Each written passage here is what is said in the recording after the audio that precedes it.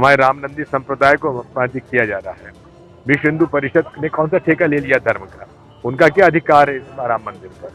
ये हम लोगों का पैसा है, हम लोगों का चंदा है। अगर रामनंदी संप्रदाय को देना चाहते हो, हम सब चाहते हैं दिया जाए, लेकिन उनका अधिकार नहीं है विश्व हिंदू परिषद का। वहां की पूजा भी निर्मोही अखाड़ा करता था।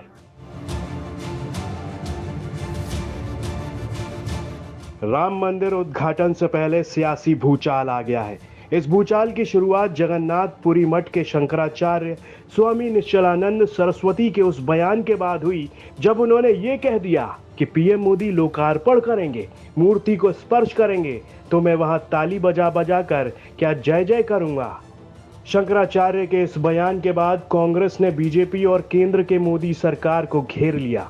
प्राण प्रतिष्ठा को लेकर तरह तरह की बातें होने लगी और इस बीच कांग्रेस नेता ने निर्मोही अखाड़ा का नाम ले लिया और कह दिया कि निर्मोही अखाड़ा ने सालों मंदिर की लड़ाई लड़ी है। इतना ही नहीं, कांग्रेस नेता दिग्विजय सिंह ने तो वेब पर राम मंदिर का ठेकेदार होने को लेकर भी सवाल उठा दिया।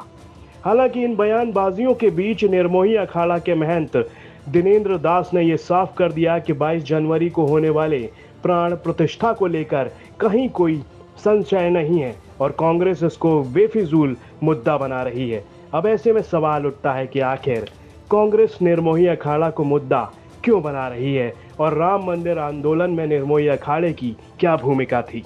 चलिए सबसे पहले आपको निर्मोही अखाड़े के बारे में बताते हैं। निर्मोही अखाड़ा अखिल भारतीय अखाड़ा परिषद द्वारा मान्यता प्राप्त 14 अखाड़ों में से एक है। इसका संबंध वैष्णव संप्रदाय से है। इस अखाड़े ने 1959 में बाबरी मस्जिद की विवादित भूमि पर अपना मालिकाना हक जताते हुए एक मुकदमा दायर किया था, तभी से ये चर्चा में आया। अगर विवादों की बात करें, अयोध्या विवाद की असल शुरुआत 23 दिसंबर 1949 को हुई थी, जब भगवान राम की मूर्तियां मस्जिद में पाई गईं। हिंदुओं का कहना था कि भगवान राम प्रकट हुए हैं, जबकि मुसलमानों का दावा था कि किसी ने रात में चुपचाप मूर्तियां वहां रख दी। यूपी सरकार ने मूर्तियां हटाने का आदेश दिया, लेकिन हिंदुओं की भावनाओं के भड़कने के डर से इस आदेश को पूरा नहीं किया गया। सरकार ने इसे विवादित स्थल मानकर मस्जिद पर ताला लगवा दिया। इसके बाद अयोध्या मामले में साल 1950 में फैजाबाद सिविल कोर्ट में 2 अर्जियां दाखिल की गईं। इनमें एक में राम लला की भूमि की इजाजत और दूसरे में विवादित ढांचे में भगवान राम की मूर्ति रखे रहने की इजाजत मांगी गई। इसके बाद 1959 में निर्मोही अखाड़ा ने तीसरी अर्जी दाखिल की, जिसमें निर्मोही अखाड़ा चाहता था कि उसे राम जन्मभूमि के मैनेजमेंट और वॉरशिप राइट्स मिलें। इसके बाद साल 1961 में यूपी सुन्नी वक्फ बोर्ड ने अर्जी दाखिल कर विवादित जगह के पोजेशन और मूर्ति हटाने की मांग की। इसके बाद से ये मामला कोर्ट में उलझ गया। 2019 में सुप्रीम कोर्ट ने राम मंदिर के पक्ष में फैसला सुना दिया और इसके बाद से ये साफ हो गया कि विवादित जमीन पर हिंदू पक्ष मंदिर का निर्माण करवा सकता है। हालांकि सुप्रीम कोर्ट के इस फैसले के बाद निर्मोही अखाड़े ने सुप्रीम कोर्ट में दस्तावेज सौंपते हुए लिखित में दलील दी कि विवादित भूमि का आंतरिक और बाहरी अहाता भगवान राम की जन्मभूमि के रूप में मान्य है। हम रामलला के सेवायत हैं, ये हमारे अधिकार में सदियों से रहा है।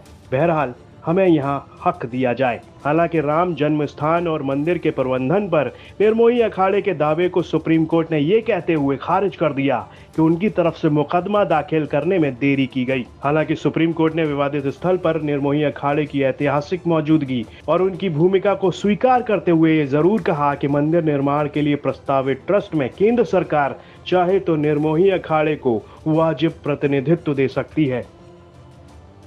ब्यूरो रिपोर्ट, यूपी तक।